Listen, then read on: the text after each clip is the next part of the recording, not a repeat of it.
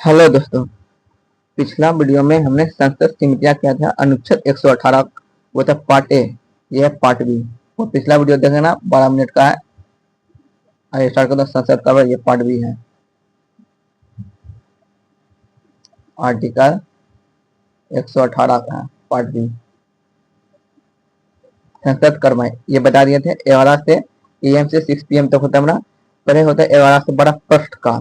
प्रश्नकाल इसमें प्रश्न पूछा जाता है कुल 4 प्रकार होता है ना। इसमें तब ना ये शून्यकाल 12 से होता है 1 बजे तक। इसमें इसमें जो भी प्रश्न पूछता है ना उसको जो है 10 दिन पहले संसद की अधिकारी या सचिव को सूचना देता है। उसके बाद प्रश्न पूछा जाता है ना मंत्री से। इसमें जो ना बिना सूचना दिए जो ना मंत्री लोग प्रश्न पूछते हैं ना, इसमें ज्यादा हंगामा होता है। इसी में इसको भारतीय प्रेस मीडिया 1962 को कहता है शून्यकाल।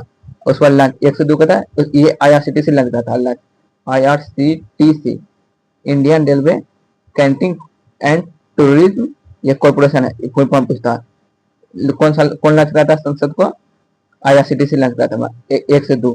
और इसके बाद जो है ना लंच के बाद जो संसद में जो व्यक्ति होता है सांसद का ना, जो सांसद जो है ना प्रश्न ने पूछता है इस प्रश्नकाल में या शून्यकाल में, उसको मौका दिया जाता है प्रश्न पूछने का। उसके बाद 2 से 6 तक से ना इसमें होता है चर्चा या इसी में होता प्रस्ताव होता। कई प्रकार प्रस्ताव होता, कुछ यहाँ लिख दिया है लेकिन इस आगे बताता हूँ। वो कुल 10 प्रकार होता चर्चा होता है ना, या उससे अधिक भी होता है। ये विशेष अधिकार, ध्यान आकर्षण प्रस्ताव, ये सब प्रस्ताव ना, स्थगन प्रस्ताव, इसी को तो कार्य स्थगन, धन्यवाद प्रस्ताव, निंदा प्रस्ताव, अविश्वास प्रस्ताव, इसको बताता हूँ। स्टार्ट करता हूँ।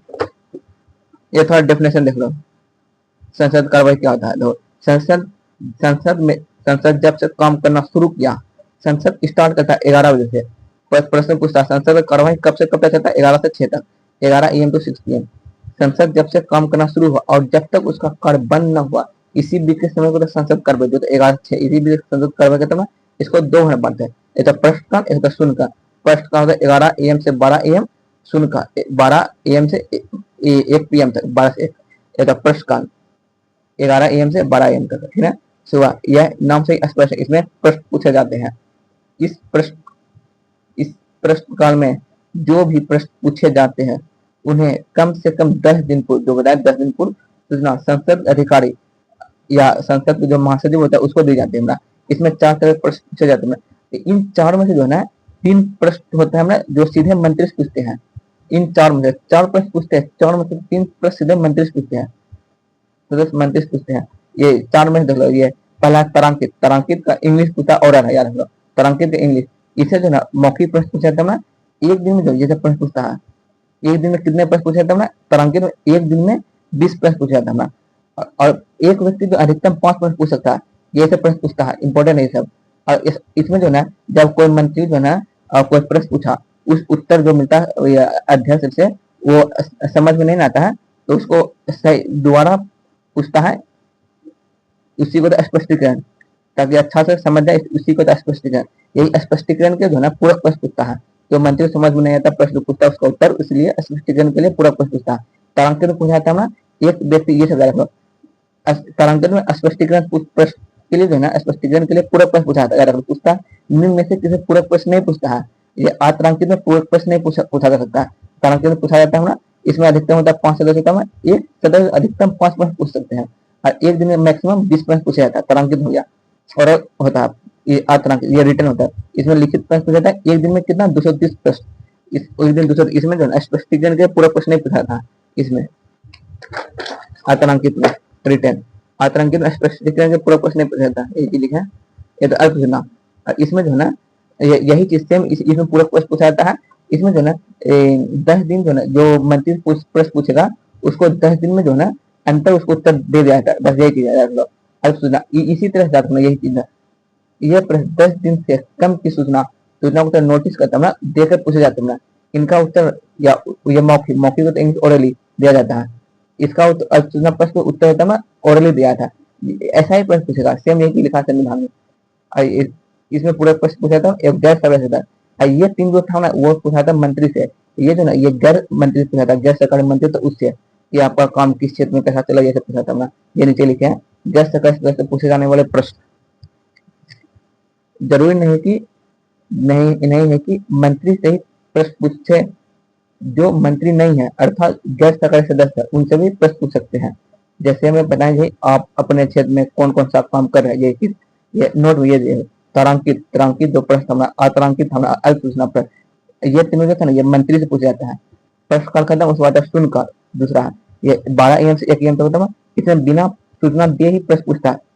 प्रश्न काल में सूचना देते थे 10 दिन पर, इसमें बिना सूचना दिए प्रश्न पूछते हैं। सबसे ज्यादा हंगामा इसी में होता है, याद रखना ये। अब भारतीय प्रेस मीडिया ने 1962 में शून्यकाल रखा था इसका नाम।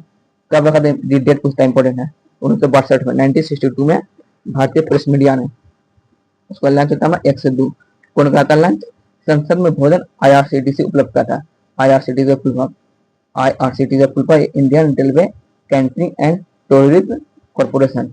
नोट ये इंपॉर्टेंट, लंच के बाद संसद जो व्यक्ति कहता, जो सांसद कहता है, सांसदों को बोलने का मौका दिया जाता है जिन्हें मौका नहीं मिला था। उसका संसद प्रणाली, संसद का प्रस्ताव होता है 2 से 6, 1 से 2 हो गया और 2 से 6 देता है, ये चर्चा होता है, प्रस्ताव होता है। लंच के बाद 2 से 6 के बीच का समय होता है जिनमें विभिन्न चर्चाएं या प्रस्ताव लाए जाते हैं। यही चर्चा एक एक प्रश्न है।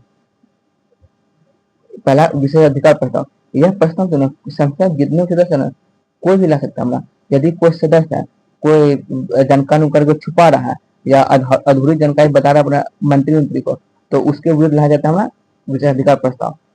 यह तब लाया जाता है तो उस जो ना अधूरी जानकारी जो छुपा होता है उसके बारे में जो ना बताता है यह व्यक्ति अपने अध्यक्ष को, यह व्यक्ति जो है इन बातों को छुपाया था। सारी जानकारी देने के बाद ही विशेष अधिकार प्रस्ताव लाया जाता है। वही लिखा है, यह प्रस्ताव कोई भी संसद का सदस्य ला सकता, कोई भी ला सकता है। यह तब लाया जाता है जब कोई मंत्री अधूरी जानकारी या फिर कोई मंत्री जानकारी छुपा लिया तो उसके खिलाफ विशेष अधिकार प्रस्ताव लाया जाता है। यह लोकसभा अध्यक्ष की सहमति से लाए जाते हैं। लोकसभा अध्यक्ष सहमति से लाया जाता है विशेष अधिकार प्रस्ताव, तथा अध्यक्ष को पूरी जानकारी देनी होती है, उसके बाद ही लाता है विशेष अधिकार प्रस्ताव। ध्यान आकर्षण प्रस्ताव, यह ध्यान आकर्षण प्रस्ताव भी नॉर्मल है, ये मतलब कि होता है जनता के हित के लिए होता है। यह प्रस्ताव भी कोई भी सदस्य ला सकता है। लोकहित या जनता का टिप्पणी होता है, जनता लोग या सार्वजनिक विषय पर संबंधित मंत्री को सूचित करने के लिए लाया जाता है।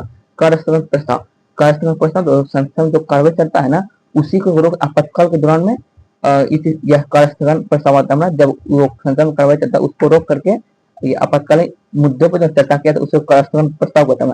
इसमें कुल जो है 2.5 घंटा चर्चा चलता है।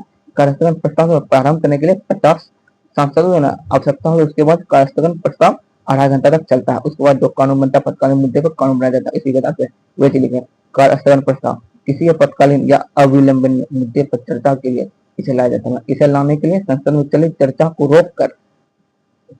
रोक दिया जाता है और आपातकालीन मुद्दे पर चर्चा किया जाता है।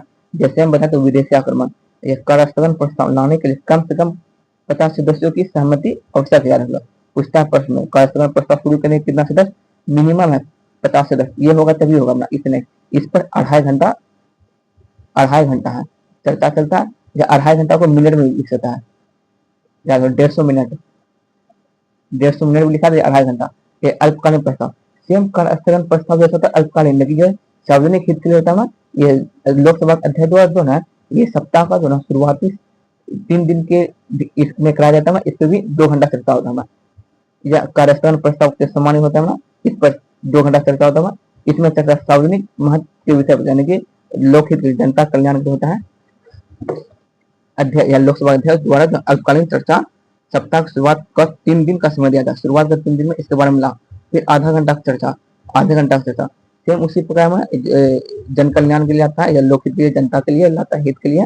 ये सप्ताह का शुरुआती दिन दिया जाता है समय लोकसभा अध्यक्ष द्वारा लाने के लिए, आधा घंटा का होता है। इस पर चर्चा इसमें सार्वजनिक महत्व विषय पर चर्चा होता है। अध्यक्ष इसके लिए सप्ताह के 3 दिन का समय आधे घंटे के लिए दिया जाता है। धन्यवाद प्रस्ताव, जब राष्ट्रपति जब अभिभाषण पढ़ाए थे उस अभिभाषण पर धन्यवाद प्रस्ताव पढ़ाना होता है।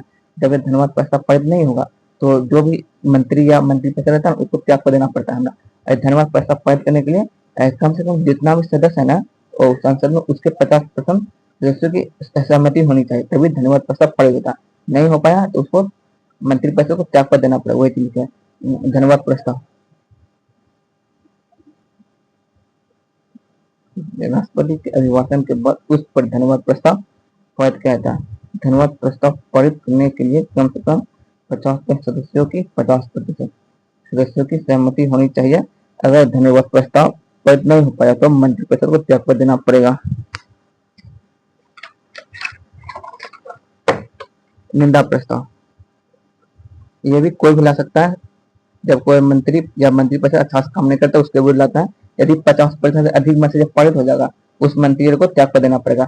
और ये लाता है विपक्ष का, ये विपक्ष लाते हैं। ये पीछे बताए हैं कौन सा लाता है, लोकसभा में होता है प्रस्तुत, कौन सा दोनों सदनों में प्रस्तुत होता है। ये निंदा प्रस्ताव, यह समस्त मंत्रिपरिषद या किसी मंत्री के विरुद्ध लाया जाता है।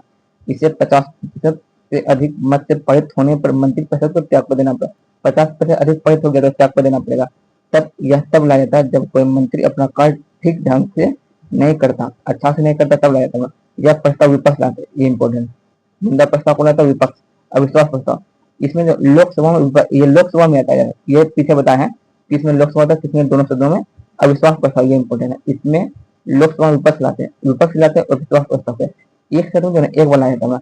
अध्यक्ष अविश्वास प्रस्ताव पर चर्चा तभी कराते हैं जब तक कम से कम संसद के जो है 50 सदस्य लिखित सहमति नहीं देते।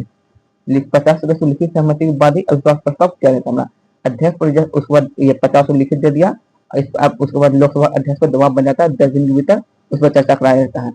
वैसे लिखे यदि अविश्वास प्रस्ताव 50% से पारित हो गया, ये भी 50% पारित हुआ था, तो सरकार गिर जाता है और दोबारा या पुनः चुनाव होता है। ये पहले बार अविश्वास प्रस्ताव अब तक कुल 70 बार लग चुका। सबसे ज्यादा बार इंदिरा गांधी के विरुद्ध 15 बार। सबसे पहले बार 1963 में लगा था जवाहरलाल नेहरू के विरुद्ध, जेपी कृपलानी लाया था, ये इंपॉर्टेंट पूछता है। सबसे पहली बार कब लगा था 1963 में, किसके विरुद्ध, जवाहरलाल नेहरू के विरुद्ध। कौन लाया, जेपी कृपलानी ने। अब तक 70 बार आया था। सर्वाधिक अविश्वास प्रस्ताव इंदिरा गांधी के विरुद्ध लगा है, कितना बार, 15 बार विश्वास प्रस्ताव। इसमें जो है लोकसभा में जो है ये सत्ता को जो है ये अधिक बहुमत दिखाना पड़ता है। बहुमत, ये बहुमत की सरकार है कि नहीं, या प्रधानमंत्री है तो उसको बहुमत दिखाना पड़ता है। बहुमत कौन, वैसे प्रधानमंत्री जो बहुमत हासिल नहीं कर सके थे वही लिखे ये विश्वास प्रस्ताव। ये लोकसभा में सत्ता ये पक्ष वाला था, और ये था अविश्वास प्रस्ताव विपक्ष था। ये सत्ता में पक्ष वाला आया था ना विश्वास प्रस्ताव। इसमें बहुमत सिद्ध करना होता है, जैसे प्रधानमंत्री, वैसे प्रधानमंत्री नोट में लिखे जो विश्वास मत हासिल नहीं कर सके थे, ये सब विश्वास हासिल नहीं करते, बहुमत को नहीं दिखा पाया था। तो चौधरी चरण सिंह, बीबी गिरी, चंद्रशेखर, अटल बिहारी वाजपेयी। कटौती प्रस्ताव, बस 5 मिनट कार बच गया। जब बहस बहुत ज्यादा होने लगती तो कटौती प्रस्ताव लाया जाता है। यह 3 प्रकार होता है, ये प्रमुख है, बहुत सारा होता है, ये प्रमुख है। ये डेफिनेशन पूछता है, साधारण कटौती क्या था, घटकों कटौती, कंगारू कटौती क्या था। ये साधारण कटौती होता है चर्चा को, तो चर्चा और जब मतदान कराया था उसको कहता है साधारण कटौती। तो जब गिलोटिन था हमारा क्या, वो बजट पर जब बहस हो रहा था वो था गिलोटिन। उस समय के अभाव में जो है मतदान कराना गिलोटिन कराता, वो बजट का प्रावधान था। ये साधारण कटौती है।